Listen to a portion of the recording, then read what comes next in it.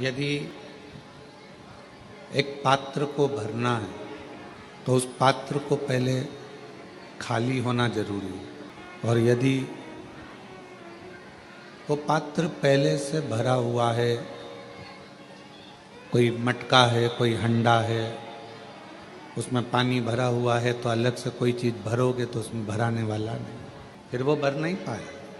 मान लो कोई गोडाउन है, कोई गोदाम है आपका, उस गोदाम में पहले से माल भरा हुआ है तो कैसे भरोगे? उस गोदाम का खाली होना जरूरी है अगर उसमें कुछ भरना है तो।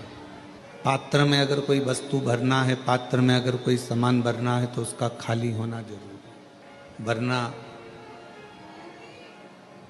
आप कितना भी प्रयास करो फिर उसमें भराएगा नहीं। यदि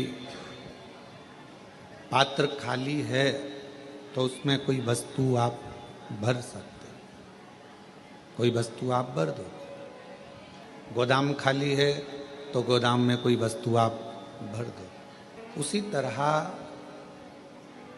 शिव महापुराण की कथा कहती है कि इस मन को अहंकार से खाली करो, इस मन को तृष्णा से, आसक्ति से, वासना से थोड़ा खाली करो। और जब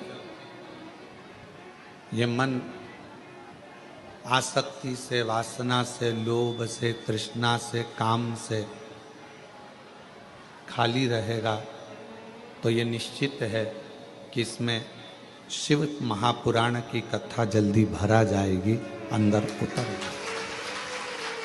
और मान लो खाली ही नहीं है, आपने प्रयास करा कि इसमें मैं कथा को सुनने के लिए बैठा हूँ, मैं कथा को श्रवण कर रहा हूँ, मैं कथा को सुन रहा हूँ, कथा सुनने के लिए मैं बैठा हुआ हूँ।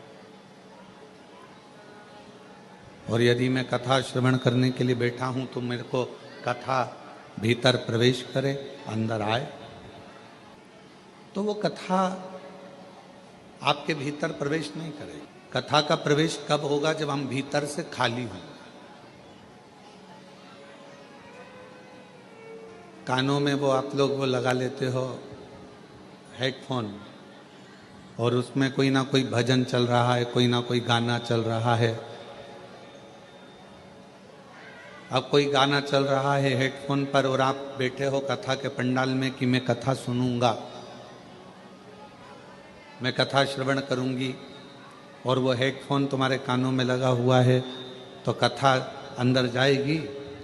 सही से सुन पाओगे? नहीं सुन पाओगे, बहुत कठिन है।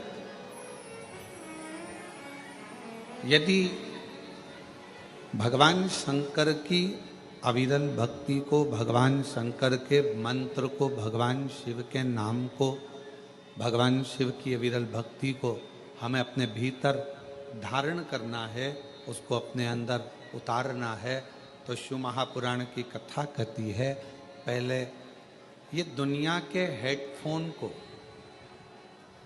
थोड़ा सा दूर करना पड़ेगा। किसी ने कुछ कहा और आप मन में सोचे कि मेरे अंदर कोई हलचल ना हो, और मैंने तेरे ही भरोसे बाबा, तेरे ही भरोसे हवा बिच उड़ती जाऊंगी बाबा, डोर हथो छड़ी कटी जा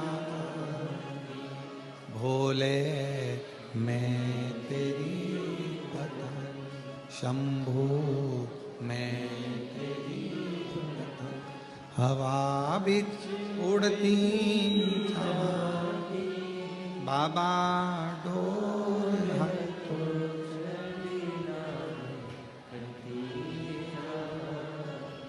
भोले, मैं तेरी। भीतर से जितने खाली रहो, पर किस चीज से खाली रहना? काम से, आसक्ति से, वासना से, तृष्णा से, इससे हमको खाली होना। और जितना जितना आप अपनी आसक्तियों से, वासना से, तृष्णा से, अहंकार से खाली रहोगे उतना उतना शिव आपके अंदर प्रवेश करता चले जाएगा और बाबा आपका कल्याण करता चले जाएगा। शिव प्रवेश